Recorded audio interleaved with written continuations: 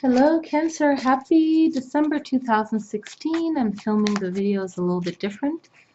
So here we go. Let's see what the cards are for your general reading. And as always, this is for people born under the sign of Cancer.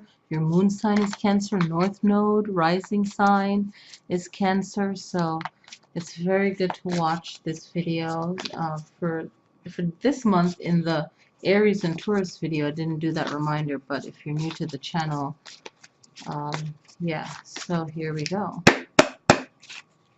And I see everyone's comments, so I'm going to try and respond to everyone's comments. I really need to do that, so I'll be responding to everyone's comment. And in the YouTube channel, there's a discussion button, so sometimes I'll leave messages there. And I believe if you're subscribed to my channel, you'll see when I post things. Also find me on Facebook, so that would be great. Facebook is getting a lot of views for LillySkyTarot, so I want to thank you. All right, so here we go. Cancer, December 2016. Okay, Cancer, looks like we have some closing off to do. Ooh, and look at that. Your queen never fails you. Your water sign never fails you. Look at that. That is amazing. That is awesome. Okay, so when we get the Death card, it's one of those tarot cards people worry about, and I'm like, don't worry about it. Okay, so Death card, and for this one, it's like something is ending. Okay, something is definitely ending. If it was other cards, I would feel like it's physical death. But this is like energetically, like something has to go. And it's emotions. It's not caring about yourself enough. It's overworking. It's like looking at all these cards and exactly know what needs to die. What needs to die is people that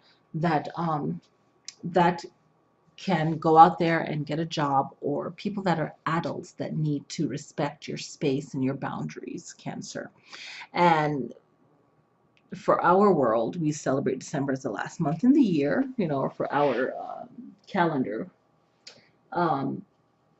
So it's like, okay, January is coming up. How can I make changes? And I feel like some of you are making changes already that's respecting your boundaries, respecting your boundaries. I'm saying it again, respecting your boundaries. So not allowing people to take advantage of your kindness and not getting angry about it either. So this card is like, the Death card is like, okay, changing your view of yourself is one of the meaning, right?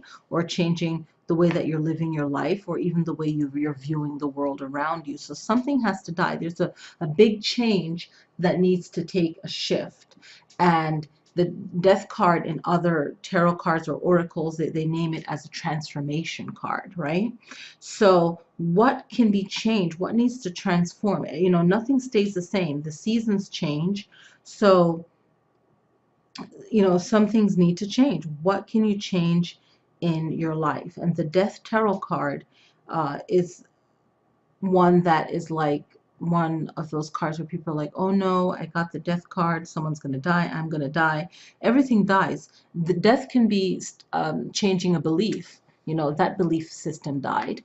You know, you're waking up. Maybe you're waking up out of the Piscean age and waking up into Aquarian age. You know, it's like letting go of the past. It could be endings and beginnings, you know, like the number 9. So just ending, there's a change, there's a transition that needs to happen.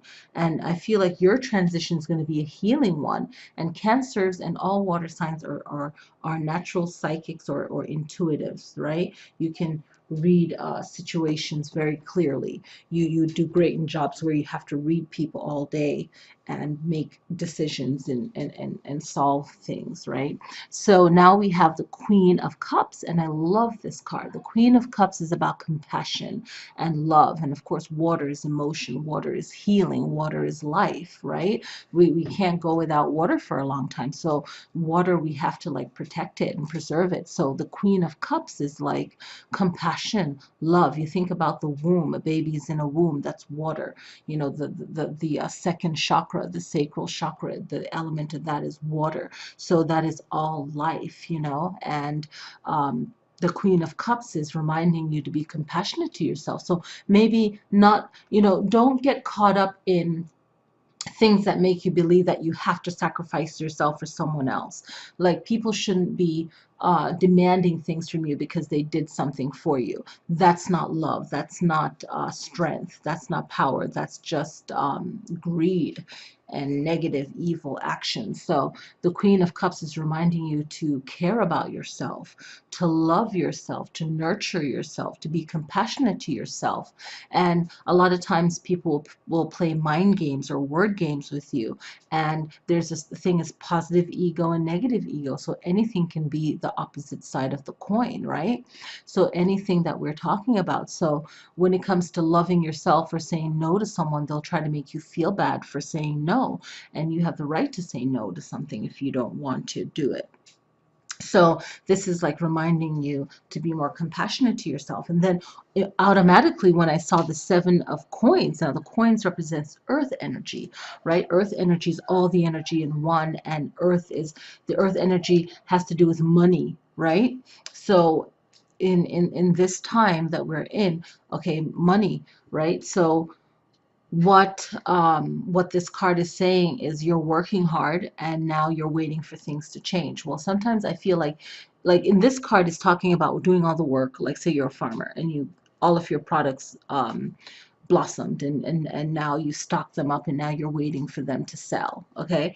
But in this reading, in translating this, it's like, okay, you've probably worked yourself to the bone. You've worked hard. You've probably even worked yourself to, I'm trying to think of the other card. I think it's a nine of staves where or 10 of staves where he's carrying way too many things. I think, you know, where he's like overburdening himself. I'm flipping through my cards to see which one I'm talking about to be sure. But it's like this card is saying that, you know, you are a worker. You're done your fair part of the work. Doesn't mean that you can't help someone else out, but I feel like you're helping people out a lot more than you need to, and you need to make sure that you're not going overboard in offering your services and being helpful towards someone else, you know. So it's 10 of staves. Okay, so it's 10 of staves I'm referring to, where I feel like even if that card popped out in this reading, that would be truthful too, from what I'm feeling, is that you're just giving so much of yourself, Cancer, that you're not making time for your own personal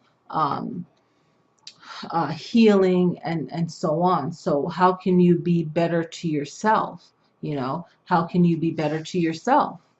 How can you do this? And this is what we have to look at. And the 7 of coins is reminding you, hey, let's not